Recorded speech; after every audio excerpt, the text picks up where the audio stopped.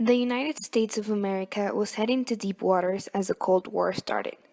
Eisenhower's, oh, sorry, Eisenhower's successor, John F. Kennedy, entered his position with a new mindset that was threatened throughout his whole career by the government, yet was very acclaimed by his people. The states had always believed that the Red Bloc was a menace for all mankind, that communism was wrong. Since the very start, Kennedy believed otherwise and tried as much as he was permitted to lead USA to a peaceful path. President Kennedy's first confrontation against the U.S. military was during the Bay of Pigs. This was an invasion in Cuba to overthrow Fidel Castro's communist government in April 1961. The United States was also angry at Castro because he had severed a lot of connections Cuba had with them. Kennedy was supposed to follow through the plan that Eisenhower had started, to chain Cuban exiles and then send them back to fight the new government. He first doubted the plan because he didn't want to interfere directly and give them an excuse to start a war. When the invasion ended in Fidel Castro murdering all the rebels, Kennedy didn't follow through. He thought that if he did, it would be a disaster like Iran's all over again. Es un símbolo para todos los pueblos oprimidos. Playa Girón es la primera derrota del imperialismo en América Latina, pero también es una de las primeras derrotas del imperialismo en escala mundial. Kennedy started gaining a bit more perspective after this event. He realized that the military was the one that did more of the choices. He, the president, was just a facade. This, of course, didn't settle well with him, a man who had served in the military and had earned his way up to his current position. This made it easier for him to reject to send troops to Laos, a buffer state near the Red Bloc. He thought that the military was doing too much, intervening where they shouldn't. He became mad at the CIA for pressuring him to send help. After the Bay of Pigs, Kennedy wasn't swayed. It's important as a sovereign power, people desire to be independent, and it's also important because it borders the Mekong River, and quite obviously if Laos fell into communist hands, it would increase the danger along the northern frontiers of Thailand, would put additional pressure in Cambodia, and would put additional pressure in South Vietnam, which themselves would put additional pressure on Malaya. So I do accept the view that there is an interrelationship in these countries, and that's why one of the reasons why we're concerned with maintaining the Geneva Accords as a method of maintaining stability in Southeast Asia. It may be one of the reasons why others do not share that interest. During a meeting in Vienna in June 1961, he went to meet USSR's President Nikita Khrushchev.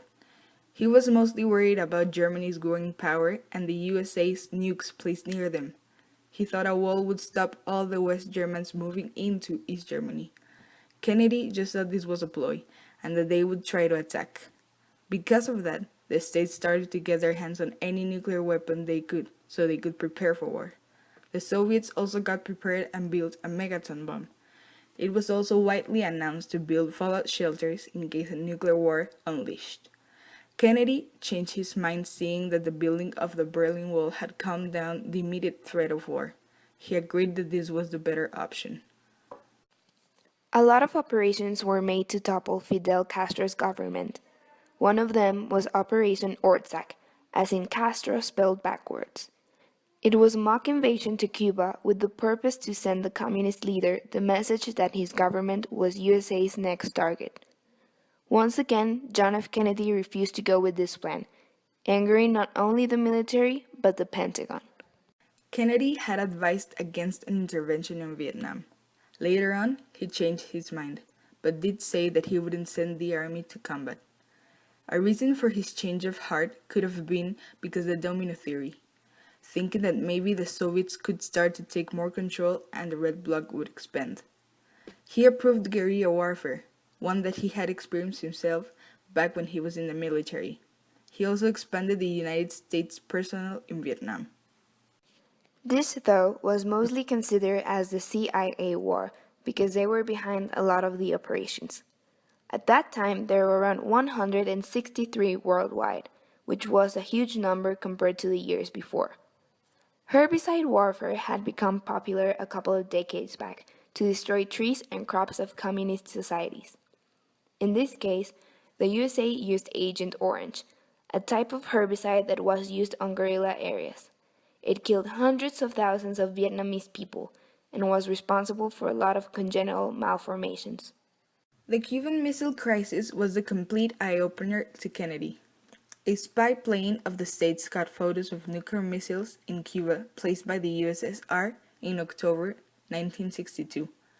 It was as if Khrushchev had lied to Kennedy. A nuclear war was the last thing the Soviets wanted. They knew they stood no chance against the States' arsenal of nuclear weapons. Khrushchev was being really secretive about the newly placed missiles. He didn't talk about them when mentioned. This resulted in a bigger provocation to the USA when they found that. Curtis LeMay told Kennedy that they wouldn't dare to attack. Because they had missiles in Turkey, the situation was supposed to be balanced. All eyes were on Kennedy. He then decided that he would put Cuba in a temporal blockade, or quarantine. The president didn't want a nuclear war to ensue, so he placed a blockade, which wasn't exactly taking direct action, but it was seen as an act of war. That way, he prevented from the new weapons to arrive to the island. Good evening, my fellow citizens. This government, as promised, has maintained the closest surveillance of the Soviet military buildup on the island of Cuba. Within the past week, unmistakable evidence has established the fact that a series of offensive missile sites is now in preparation on that imprisoned island. The purpose of these bases can be none other than to provide a nuclear strike capability against the Western Hemisphere. Only last Thursday, as evidence of this rapid offensive buildup was already in my hand, Soviet Foreign Minister Gromyko told me in my office that he was instructed to make it clear once again, as he said his government had already done, that Soviet assistance to Cuba, and I quote, pursued solely the purpose of contributing to the defense capabilities of Cuba, unquote. That, and I quote him, training by Soviet specialists of Cuban nationals in handling defensive armaments was by no means offensive. And that if it were otherwise, Mr. Gromyko went on, the Soviet government would never become involved in rendering such assistance, unquote. That statement also was false. Acting therefore in the defense of our own security and of the entire Western Hemisphere, and under the authority entrusted to me by the Constitution, as endorsed by the resolution of the Congress, I have directed that the following initial steps be taken immediately. To halt this offensive buildup, a strict quarantine on all offensive military equipment under shipment to Cuba is being initiated. All ships of any kind bound for Cuba, from whatever nation or port, will, if found to contain cargoes of offensive weapons, be turned back. It shall be the policy of this nation to regard any nuclear missile launched from Cuba against any nation in the Western Hemisphere as an attack by the Soviet Union on the United States, requiring a full retaliatory response upon the Soviet Union. I call upon Chairman Khrushchev to halt and eliminate this clandestine, reckless, and provocative threat to world peace and to stable relations between our two nations. I call upon him further to abandon this course of world domination and to join in an historic effort to end the perilous arms race and to transform the history of man. Our goal is not the victory of might, but the vindication of right. Not peace at the expense of freedom, but both peace and freedom here in this hemisphere, and we hope around the world.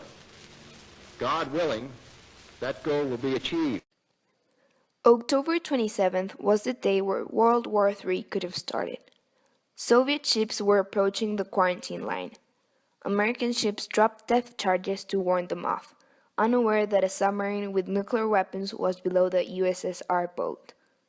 They accidentally hit the submarine, and the people inside thought the war had started. Just before they launched their torpedoes and missiles, Vasily Arkhipov, a man aboard of that submarine, convinced them not to launch them, unknowingly saving thousands of lives. Later in 1992, Robert McNamara found out that there were 4 times as many armed Soviets as predicted. Around 100 battlefield nuclear weapons would have been used if the war had happened. Hydrogen bombs were aimed at China too. Mankind wouldn't have seen the light of day if those missiles were launched. Khrushchev and Kennedy realized after this incident that things were getting out of hand. The United States would retreat if the USSR removed their nuclear weapons. They soon announced their withdrawal, but matters ended officially when the Soviets got back their weapons from Cuba. The military wasn't too happy with Khrushchev. They thought he was a coward for caving in and that the USSR couldn't be humiliated again. So they began to build nuclear weapons. The leader was forced out of power the following year. The situation in Vietnam wasn't improving, and Kennedy knew. Air Force was used against communism, and at this time the president thought it would be wise to step back, but knew it would not be easy.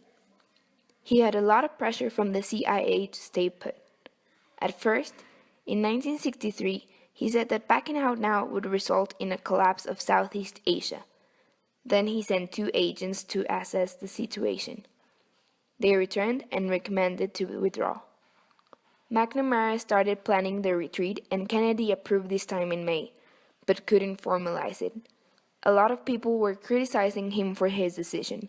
Unfortunately, the retreat finalized until 1965. The UK, USSR, and the USA all signed a treaty where nuclear tests were mostly banned. This was mostly Kennedy's work. He also retreated from the space race, saying that men shouldn't reach the moon as an outcome of a competition. He was no longer caring if it was what the military or CIA wanted. He was acting for the good of his country. Between the failure of the invasion of the Bay of Pigs, resisting involvement in Laos, planning to disengage from Vietnam, accepting the settlement of the Cuban Missile Crisis, and overall trying to end the Cold War, it is safe to agree that peace was his best interest. John F. Kennedy defied a lot of people in his short years as the leader of the USA. His enemies ranged from the Pentagon, the CIA, the military, Southern segregations, pro and anti-Castro, and even the Mafia. His decision-making had turned him into a dangerous man because he wasn't just another president they could string around like a puppet. When he was heading to downtown Dallas for his re-elections in '64, he was shot in broad daylight. Alan Dulles, a former CIA agent, took care of his case and concluded there was a lone shooter. This was very suspicious because it seemed that there was more than just one shooter. Even the people riding with Kennedy in the car thought it was very skeptical. To this day, the truth remains a mystery. It was no coincidence that Henry Wallace, a man that sought peace and was soon to be president in 1944, shared the same enemies as him. After Kennedy's death, the United States went back to its ways, as if his progress hadn't meant a thing.